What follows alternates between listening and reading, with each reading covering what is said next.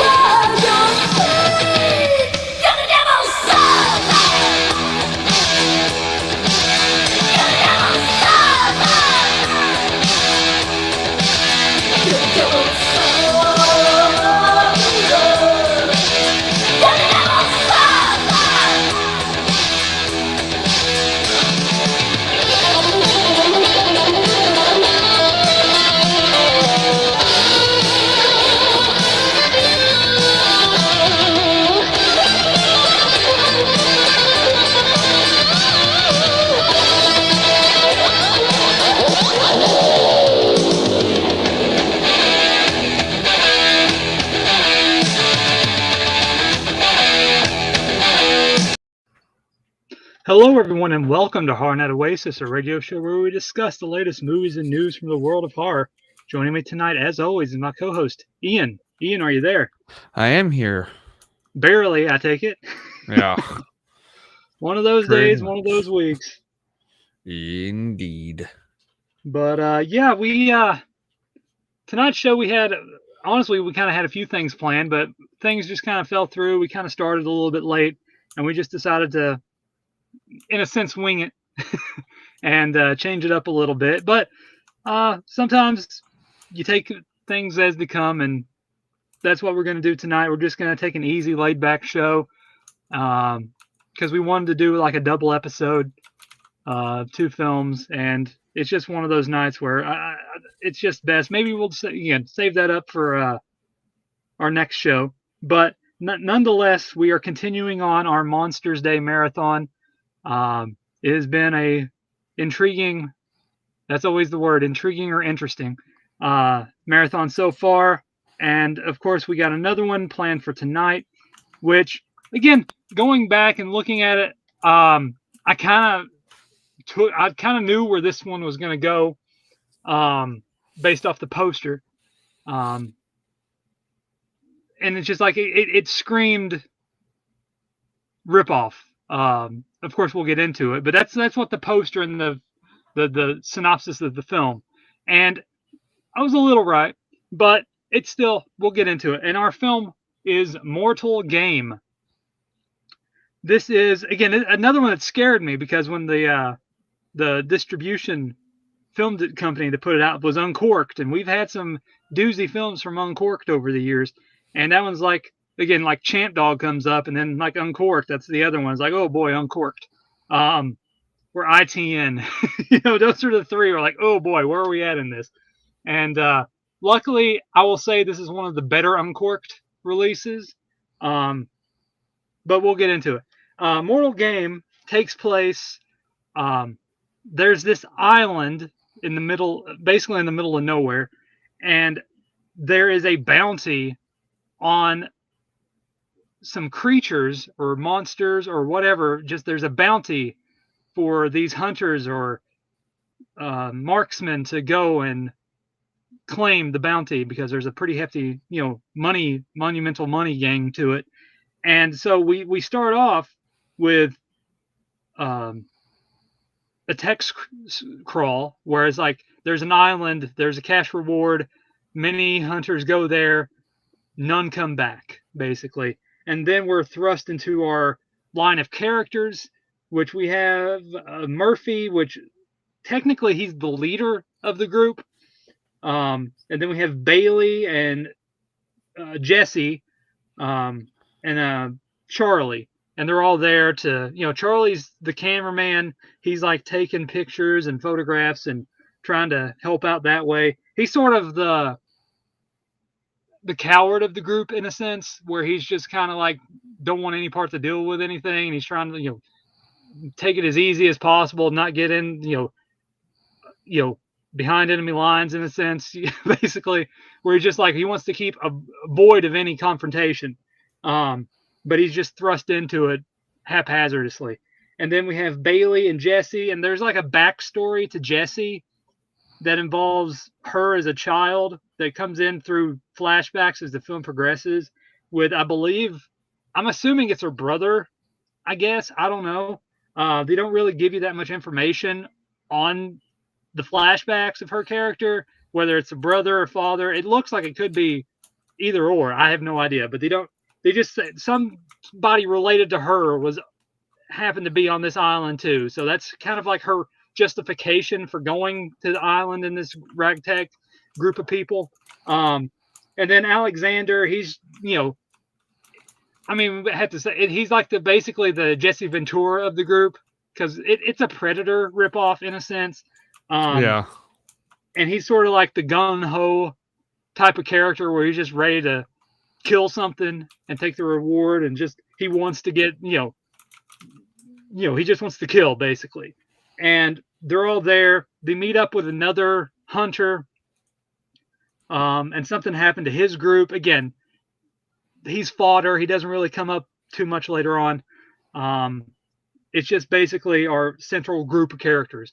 And they're there to face off against this creature, which turns into two creatures. We have a beta creature and an alpha creature. And so it's like them against the two creatures, in a sense. And like I said, it's basically your run-of-the-mill mercs or group of people in the woods, on an island, in the forest, in a jungle, facing off against this highly predatory, unknown creature that's a threat to them. And it's like picking them off one by one. And overall, this is the more... what's the word I'm looking for? Simplest of the group, of the titles that we reviewed so far. It's the most basic, because it is your simple, Predator style inspired film. It doesn't change the game. It doesn't do anything outlandish. It's just plain and simple creature, movie, where it's them getting attacked and them trying to overcome the threat of the monsters. And sometimes that's all you need, because it doesn't really, it's not trying to be outlandish or quirky or wild in the case of Werebeard. Just like all these random things throw in there. It's just a very basic premise, and it does that sufficiently. It's like a bunch of other films. Again, I always bring up films like Beast of the Water was like that, where the mercs go into the forest and there's an Indian legend water monster that they're facing off against. Like what It Waits, which was the forest ranger facing off against the creature in the woods in the forest. So it's very simplistic in nature for what it is, but it's a perfectly adequate watch. I didn't hate it. It doesn't stray off the broken path. It stays right on track. It's basically what you want out of a creature feature. I mean, it's not the most energetic or crazy or wild, but for a low budget monster movie, it manages to hit its quota and deliver what it's trying to accomplish decently. There's some effects. There's some there's some okay practical gore effects. I mean, there's one in general with a severed head, which we'll get into that when we discuss spoilers. And there's some not so great CGI moments, especially towards the last act, and especially the final scene. That's kind of on the nose, but where it's like so like the film's basically over at that point. So it's just one of those where you just shrug your shoulders, like, yeah, I can live with it, But like the characters, they're nothing really amazing. Like I said, they try to give Jesse some backstory with the flashbacks, but like they're kind of just fodder in a sense. They don't really give them too much depth and character. And it's just like, again, you're in and out basically. So you're left with a decent, like, again, a semi decent creature feature with people getting attacked in the woods, or forest or on a jungle. It's nothing terrible. And like I said, it's very adequate in what it accomplishes. Ian, your thoughts, and then we'll go back and forth. Well, I thought the cinematography was pretty good for the movie. Those up close sequences and the opening shots, I was like, this is pretty good. I liked the way the creature looked. Mm-hmm. I mean, for what it, this type of movie. But yeah, it was definitely like, I was like, this is 100% just like a Alien rip or a Predator ripoff. What are you doing, cat? And but it was a lot of walking. But it was fine. I mean, it wasn't like a terrible movie. A little boring at a lot of parts of it. I felt like it probably could have been shortened down some. But like, there's really not a whole lot about this movie. This movie was like fairly like, it's pretty linear. It hits all the points. All the basic points, all the tropes, and it doesn't deviate, and it just stays straightforward on the path. And that's it's nothing terrible. It's just basic. It doesn't go out either or. It doesn't go. It just stays straight line, and that's about. Again, it's just simplistic. Sometimes, and again, I like movies like this in general. Some of them do them all right, some of them do them not so well. Like stuff like Clawed, which wasn't that great either. But like, again, one I reviewed years ago, like Gnawbone, Surviving Evil. Where it's just a group of people, on this island being attacked by these creatures, indigenous things. Like after dusk they come. Just like, I like all those. I enjoy those type of movies. So this one, again, it doesn't break new ground, but for what it is, it's sufficient. Yeah. And like you said, like the monsters themselves, I mean, for what they are, I mean, they were, for the budget and limitations, constraints, it was perfectly fine. The alpha monster you can see it on the poster. Speaking of, you need to put the poster up, Ian. Oh yeah. It's sort of, when you finally see it, it sort of has sort of like a pumpkin head face to it, like a structure. And it also has like this, in a sense, I guess like a third eye, but it's like more, I guess it's like a sensory type of thing that it uses for the alpha monster. And then like the beta monster is just like this sort, I mean, I don't know, it's like sort of a wolf-ish type of looking creature where it has like bones and stuff sticking out of its arms. And it doesn't look bad. I mean, you can see part of it where it's just like a material, like a gene-like, material, where it's like bending and stuff, and it's like, constricting. So again, the monsters are decent for what they are. There's a scene, which again, spoilers a little bit early, early on, like when we're first introduced to the beta creature, and it's after he kills the hunter from the other group that's not our main group, and he's like running around the house because like their base is this sort of this big house in the middle of the island, and there's cameras all over the place, and so like that's happening. And then like Charlie, the one with the camera, he's in a deer stand, and like he's able to look on the house, and they're able to walkie-talkie each other from both places.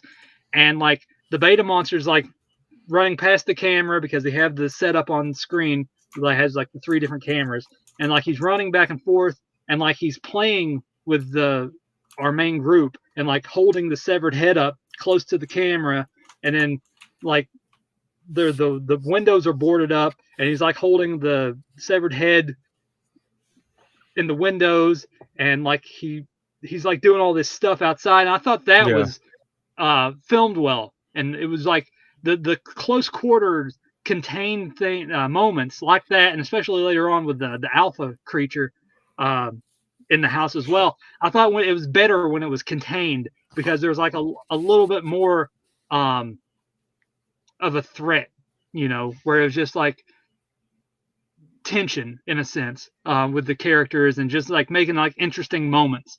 And like I said, it kind of didn't rely on that, but I think if it stayed more in a contained area in the house instead of after that where they just roamed the jungle or the forest or where, the island, I think it would have been more sufficient. Because again, when they start going out and just walking, it just kind of doesn't do much. It's just kind of just like, we got to get to point A to point B, basically, because they're going after Charlie, because Charlie gets drug off by the alpha or the beta, and then he finds the alpha and in the alpha nest. But it's like the moments of like where it's in a contained area, that was like some of the better moments of the movie. Like it happens early and then it happens later with the alpha. And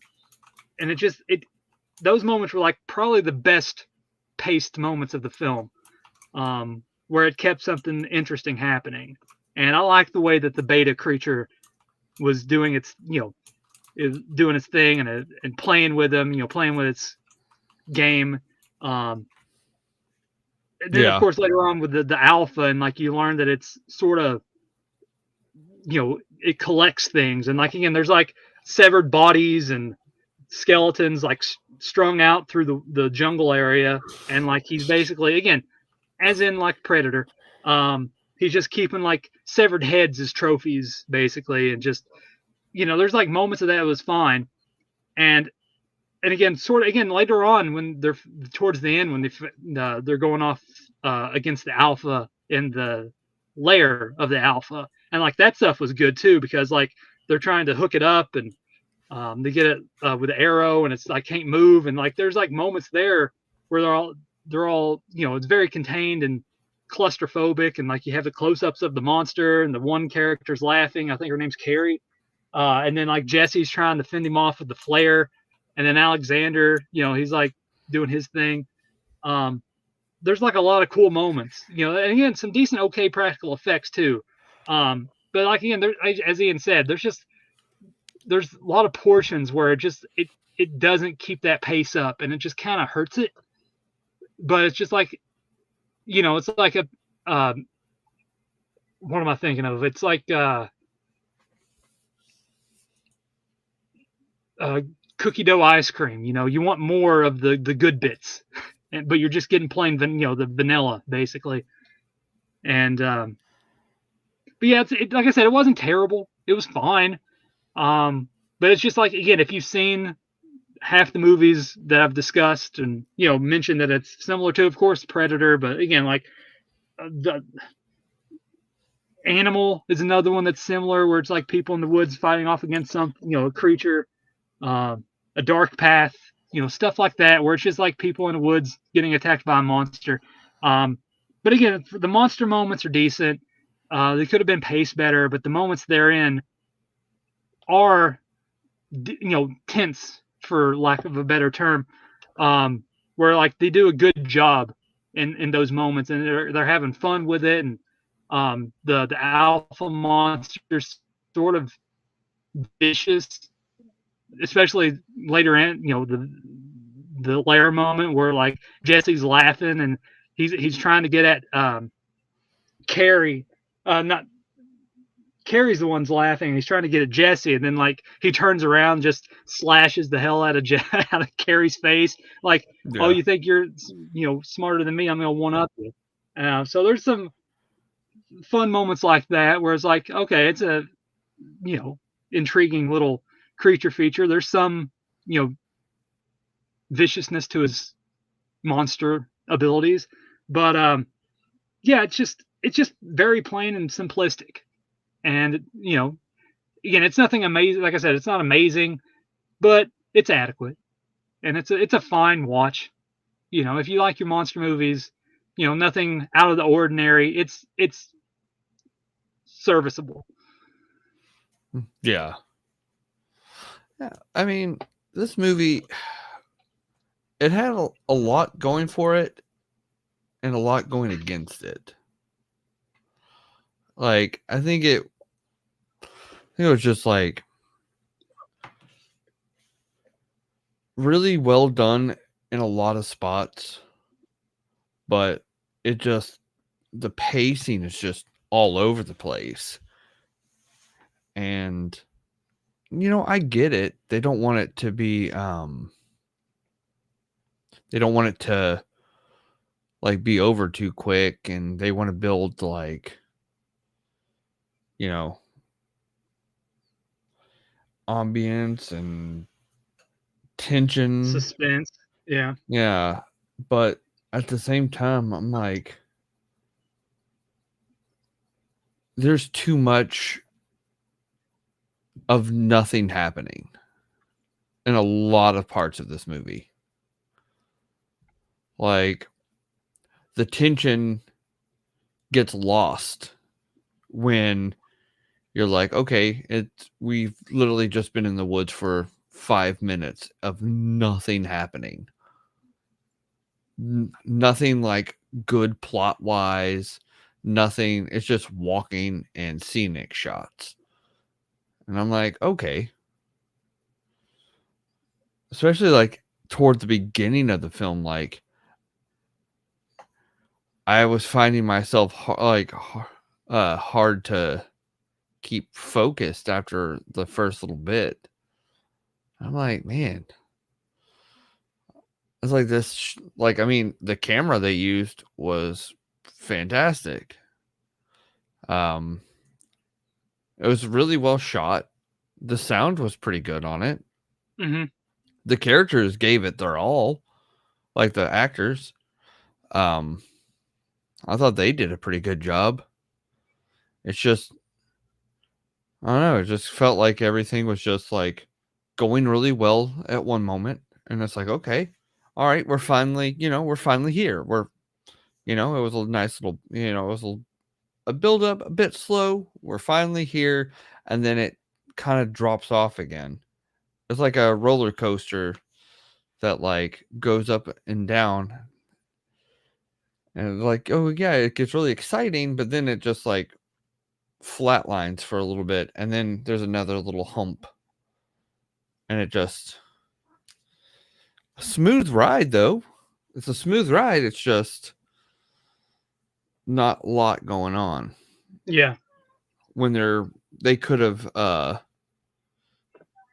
used that time better to give us something like I mean, I felt like we didn't really get to see the creatures all that much, but yet we saw a lot of them. And I'm like, how is this possible? How are we getting both simultaneously too much, like plenty and not enough at the same time? I don't know. Yeah, I'm right there with you. I mean, I understand. Like I said, like again, like those moments in the house is just like they needed more of that instead of having them just like like running about like, oh, we're gonna go after the beta, and then like these two characters merge off on their own path, and then Jesse's on her own path, and then Charlie's in the alpha there, and they just kind of go back and forth, and like nothing really happens, but it's all like again on walkie talkies, and again they try to build some suspense there with the beta and Carrie, and she's like backing up, when they think, oh, they killed it, and it's like, oh, there's another one, and like a bunch of stuff like that where they're trying to build up the suspense. And it's just like there's some moments too where it just feels like there's like a scene missing, like when Charlie radios to Alex, and like he just walkie talkied them like 2 seconds or like a minute or so how many earlier, and it's like, oh hey man, like how are you, I haven't heard from you, like didn't you just walkie talkie them like 20 seconds ago, where it just felt like there was like a scene missing, or something. It just felt Yeah. disjointed in that aspect where it just like did I miss something or something? You know, it just felt it had that aspect towards it. But and then again, I'm going to go to the some of the CG or the digital effects. Um, the there's some scenes early on when they're getting to the house. There's like a scene where it pans across, and it's obviously in a digitally imposed background or a green screen, and that looked off. And again, I gave it some leeway, and then there was the intestine rip in the one character, and like that didn't look good. And it's like, really, we're gonna go the cheap route and do you couldn't get some like water hose or some kind of prop to just like fake pull somebody's guts out. But they had to CGI that, and that again, that one was really obvious. And then I think they cut back to it and it's like gone, so there was like no reason. And then of course the big finale where it takes place in the alpha layer and there's fire, and like that fire, like I said, it's like it's at the end of it, so you're kind of, like I said, just like you kind of shrug it off like, okay, it's towards the end. But then like when the final, I'm not gonna say who, but when that character is like coming up to the, and she's like walking into the fire, it's like there's like fire coming up from underneath the screen, and like so she's walking into the fire. Like what's going on there? I was thinking the same thing. I was like, I'm just going to ignore this. Yeah. So it's just like they got a little heavy-handed on the effects, and then like the scene when they show the alpha creature, and like it's like they're pulling away from it, and it's like, I'm sorry, that little shed of the alpha creature is, there's some kind of Beetlejuice effect where it's a small area and then they open the door and it's a big area. You know, it's like that's because they pulled out the camera and it's just like this big building, you know, this big shed, and it's just like you look at it and it's not. It's just like a tiny shed. Yeah. And like, okay, there's some moments where it's just kind of like they're just going for, you know, all show, basically. Yeah. More, you know, like they're trying to go put more in there when it doesn't need to be that way. You can have like a little shed be the alpha layer. You don't need to make it this big thing with the shrine and everything like that and the trophy wall, the heads. But like I said, it's fine. It's adequate. It doesn't really, you know, you're just sitting there and you watch it and you're done. Like, yeah, that was fine. You know, it's nothing amazing. Again, there's worse creature features out there. This is not one of the worst. And for what it is, it's perfectly serviceable. And yeah, it's just, if you like those type of movies, you know, as mentioned earlier, and of course, you know, if you want a lower budget sort of Predator film with two monsters, you know, it's not bad. You know, I expected it to be a little bit worse than what it actually was, so it was kind of surprising. Yeah, I also was going into this. I was like, man, this is going to be awful. Surprisingly, this marathon hasn't been that bad. No, you know, I'm glad they went all practical for the creature suits. Oh God, you know, me too. You know, besides the few small CGI effects here and there, again, nothing to pull you out of it. I mean, when you have a practical creature feature and you're a monster suit, I mean, it works, and the anesthetic is easier to digest as opposed to just like something like Vicious, the one with Tom Savini, where it's like a pink blob that's like attacking people. You know, it's like supposed to be this four-legged horned creature, and it's just like this pink mess. If you haven't seen Vicious, just type that in Tom Savini on Google, and you'll see what I'm talking about. Just like a mass of nothing. It's pink. It's supposed to be this thing. So again, like there's worse, but this one's it's decent for what it is. I mean, I'm not. Like I said, it doesn't break any new ground, but it's a sufficient Tubi watch. You know, it's exactly what you expect for Tubi. You know, it's like it's fine. You know. Yeah, no, like that's just my only problem was like the dead zones in the movie. I thought that, I mean, the characters seemed They did need more depth pretty though, good. because like they They don't did. really give you that much. Yeah, they You know, try. you needed to They have more of a tried, but reason besides money. yeah, or like hidden motives Yeah, that they all don't, that come. And that was what I was thinking. It's just like, I mean, the characters had some pretty good chemistry. I felt like they didn't work off of that enough. yeah, Like, I felt like, it was just everybody was on their own when it should have been more, collaborative. yeah. There wasn't like no Um, whippy banner either. No, no witty banner back and forth. Um, just like ribbing each other or something. I know it's like a serious film, but like they needed to have, it's like again, you go back to Predator where it's just like, everything worked, with the characters and like their antics and their conversations, and it's just like this machismo film, like this one just it just kind of whimpers and like there's no depth for anything, and like it's just barely there, like there's some flashbacks with Jesse, but again, you're not sure who that is, but it's someone related to her that yeah, had run in with the jungle monsters, like it's there, but there's no reason to why it's there. It's just something yeah. happened to someone that she knew. That's like one thing. It's like, you know, I And like mean, they could have done that too with like the shrine wall. Like did they even like have his head like shown on the shrine wall? Like they didn't even bring it up later. Like I thought that would come full circle with like the shrine wall. With yeah, like whoever that was and there's his severed head, but it's not. It's just like glossed over. yeah. I felt like they had like a really good idea of what they wanted to do, but they just didn't flesh it out. They just like kind of put it in there as like, oh, we're gonna get to this later, and they forgot about it. I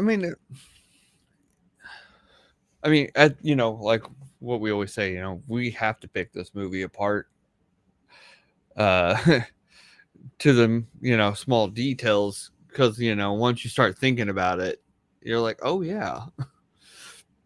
But I mean, it's not like a great movie, but it's not like horrible. No, it's one to pass the time with. If you have like an hour to kill or 2 hours to kill, I mean, it's not a bad time waster. I mean, I didn't like again. I've seen worse, and sometimes you Yes, wish we like have. yeah, like this one. It's perfectly like I said. It's fine. It's a basic word. It's fine. It's like it doesn't deviate. It stays the course. You know what you're getting. It doesn't try to be fancy. It's not trying to be quirky with outlandish ideas. It's just basic. Yeah. And and sometimes that's not the worst thing either. No, Um, but I thought it was fine for what it was. Um, I do wish that they would have fleshed out the characters a little bit, or even just gave the characters like more reason to be there. Um, I I think they could have added, and like even with in the outdoor scenes, like could have made it to where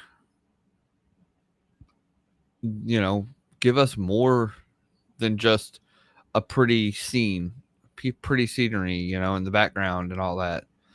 It's like give us more house. Like I felt like you said, like the house sequences felt the most like impactful.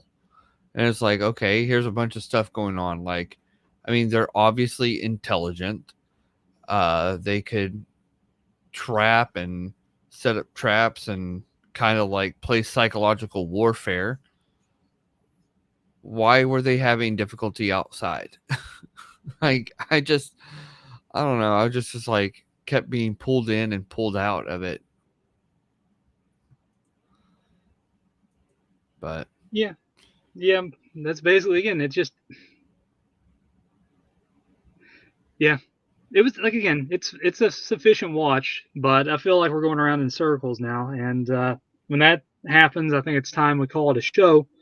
But yeah, it's like, again, if you like those type of movies, which I do, just those people, mercenaries, a group of people, just whatever. If it's some group of people in a woods or a jungle or somewhere just getting attacked by a creature or a monster, it's basically that. It's your typical Predator-esque type clone.